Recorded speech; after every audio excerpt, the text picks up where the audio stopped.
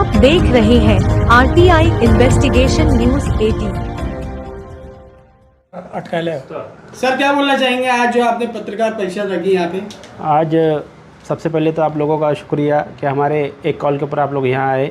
Indian union मुस्लिम league पहली बार भुसावल तालुके में अपने नगर पालिका के कैंडिडेट लड़ने जा रहे हैं और जिस तरह से भुसावल शहर में किसी भी पक्ष ने अल्पसंख्यकों के साथ में न्याय नहीं किया है, उनको न्याय दिलाने के लिए हम लोग हमारे अल्पसंख्यक वार्डों में हमारे नगर सेवक के कैंडिडेट उतारने जा रहे हैं। अच्छा सर, आपके कितने उम्मीदवार रहेंगे भुसावल तालुके में?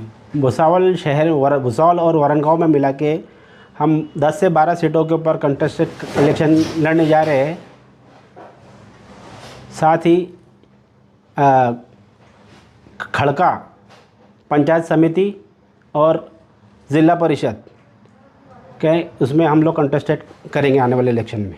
अच्छा, आपके आने वाले अभी इलेक्शन में अगर आपकी किसी से युति होती है या आप किसी को समर्थन करते हो तो आप समर्थन के साथ इलेक्शन लड़ोगे? ज़रूर। हम एक सेकुलर पक्ष है और जो भी सेकुलर धारा के लोग पक्ष हमारे साथ आना चाहेंगे, हमारे को अगर उन्हें हमारी ज़रूरत लगती है तो हम उनके साथ में युति करने के लिए तैयार हैं। अच्छा, आपके नगर जो है नगर अध्यक्ष के लिए भी कोई उम्मीदवार है?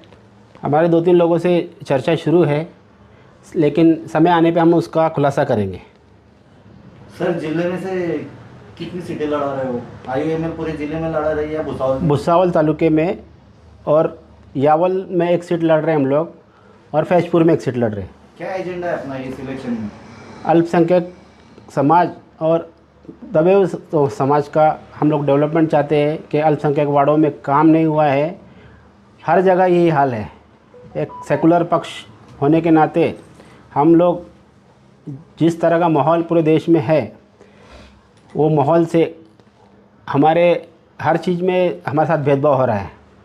तो अल्पसंख्यक लोग वार्डों में डेवलपमेंट की बहुत कमी है, उनके साथ हर चीज़ में पक्षपात किया जा रहा है। उसको रोकने के लिए हम लोग हमारी एक ताकत पूरे ज़िले में भुसावल से शुरू कर रहे हैं। आने वाले भविष्य में हम पूरे ज़िले में भी इलेक्शन कंटेस्ट करेंगे।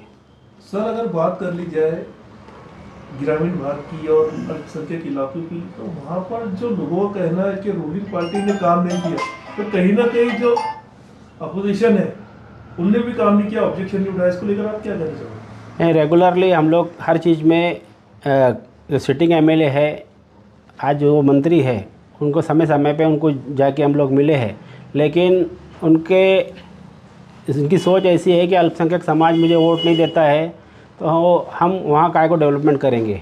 इसलिए उन्होंने मुसलमान को वोटिंग एरिया को हाशिए पे छोड़ के रखा हुआ है। हम ये नाइंसाफ़ी ज़्यादा देर तक बर्दाश्त नहीं की जा सकती है, उसको रोकने के लिए हम लोग अब रास्ते पे आए हैं।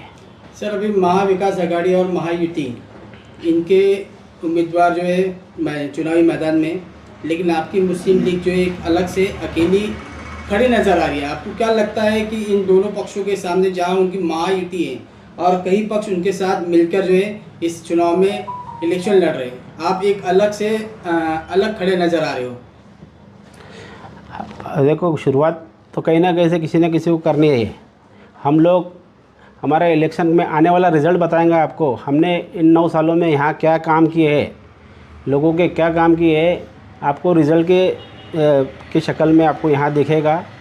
और महाविकास आघाड़ी के जो भी कैंडिडेट रहेंगे, आगे चल के हम उनको सपोर्ट करेंगे। अच्छा, आपके नगर अध्यक्ष के उम्मीदवार का आप कब बताएंगे, कब डिक्लेयर करेंगे? हम 17 तारीख से पहले, ज़्यादा से ज़्यादा 16 तारीख को हम लोग हमारा जो भी स्टैंड है आप लोगों के सामने क्लियर करेंगे। अच्छा सर, अभी बहुत सारे हर इलेक्शन में के उम्मीदवार के पार्टी के मैनिफेस्टो होता है, आपका मैनिफेस्टो क्या रहना?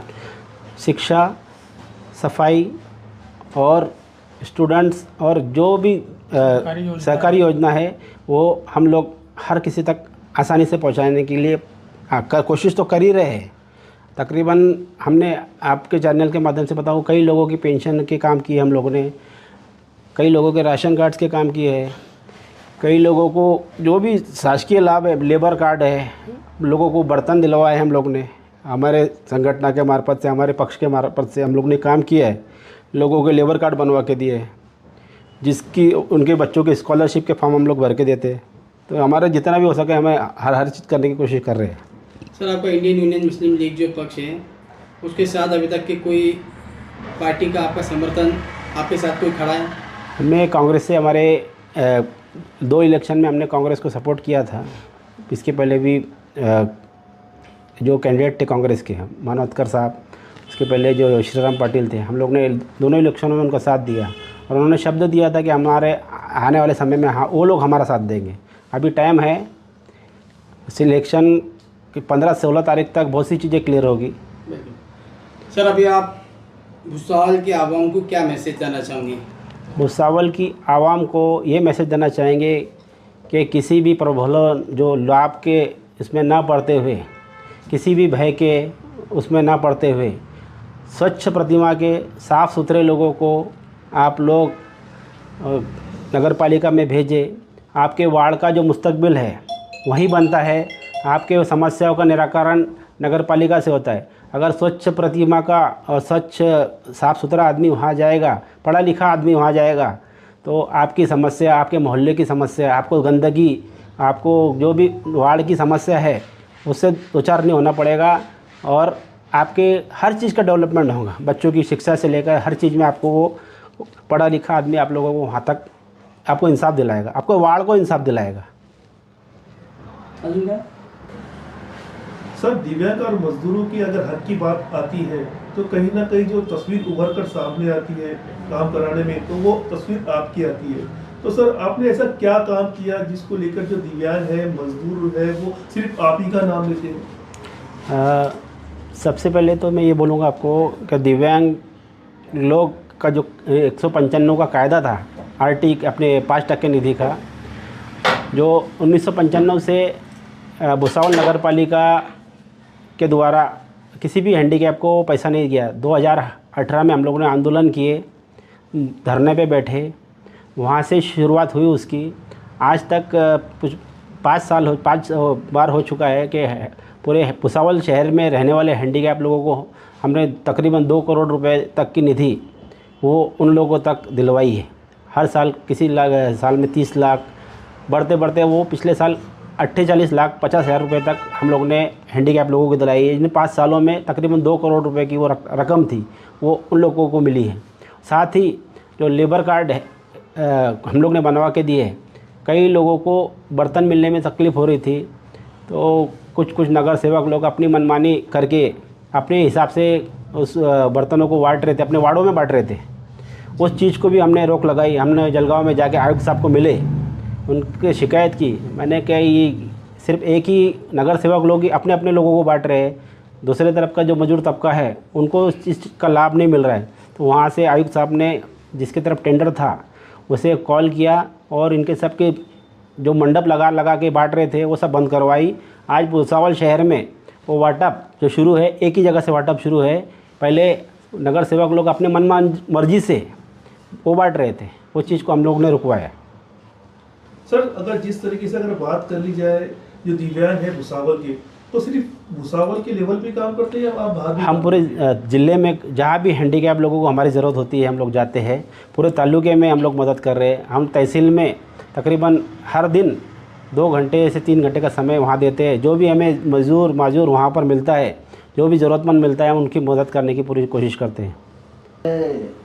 रेती का जो मसला हुआ था, रेती नहीं मिल रही थी, लेकिन गुजरात साइड से रेती मंगाई जा रही थी और यहाँ ज़्यादा रेट में बेची जा रही। तो IUML की ओर से भी कुछ मोर्चा निकाला गया था, उसके बारे में क्या बोलोगे आप? जी हाँ, हमने वो मोर्चा काढ़े थे और जी हाँ भाई फिरोज़ भाई, आपके माध्यम से मैं बताना चाहूँगा कि कुछ दिनों पहले हमने पूरे जलगांव ज़िले में फैजपुर, भुसावल, यावल और कलेक्टर साहब को भी मेमोरेंडम दिया था रेती शुरू करने के ताल्लुक से, जिसमें मांग ये थी कि भाई लीगली तरीके से जो रेती है वो शुरू होना चाहिए। क्योंकि पिछले टाइम गवर्नमेंट ने कहा था कि भाई 600 रुपये पर बरात से हम रेत देंगे घरकुल वालों के लिए, तो वो भी अमल बजौनी आज तक नहीं हुई है। जबकि राज्य से लेके, केंद्र से लेके, नगर पालिका, ग्राम पंचायत, पंचायत समिति सभी दूर बीजेपी की सरकार है, तो फिर इनको ये काम करने के लिए क्यों अड़चन आ रही है? इसीलिए अड़चन आ रही है कि ठेकेदारी पद्धति में सभी उनके लोग उनके साथ शामिल है, साठगांठ है, इसीलिए वो चालू नहीं हो रही है। हम यही बोल रहे हैं कि भाई लीगली तरीके से आप शुरू करो। लीगली तरीके से शुरू करने से महसूल आएंगी, महसूल आने के लिए महसूल आई तो हमारे जो दूसरे काम है वो उसमें काम में आएगा पैसा। अभी जो है आज पत्रकार परिषद रखी गई और जैसे अकबर सर ने उनकी बात रखी, रऊफ ठेकेदार ने उनकी बात रखी, आप क्या बोलना चाहेंगे? आप पार्टी को लेके, आप पार्टी की छवि को लेके क्या बोलना चाहेंगे? बिस्मिल्लाहिर्रहमानिर्रहीम। सबसे पहले तो थैंक ऑल ऑफ यू जो आप लोग आए यहाँ पे हमारी इस पत्रकार परिषद में हिस्सा लिया, उसके लिए सभी का शुक्रिया। आज मुस्लिम लीग जो है तो कम से करीबन 10 साल से काम कर रही है। हम हर चीज़ बताना नहीं चाहते, लोग बोलते हैं कि फ़ोटो निकाल के बताते हैं, हम लोग वो चीज़ नहीं करते, लेकिन फिर भी इंशाल्लाह हम लोग 10 साल से रमज़ान के जहाँ भी कहीं किसी को तकलीफ़ लगती है हम वहाँ पहुँचते हैं। किसी की शादी हो, कुछ भी हो, हम लोग अपनी तरफ से सक्षम रहते हैं और हर तरह से हेल्प करते हैं।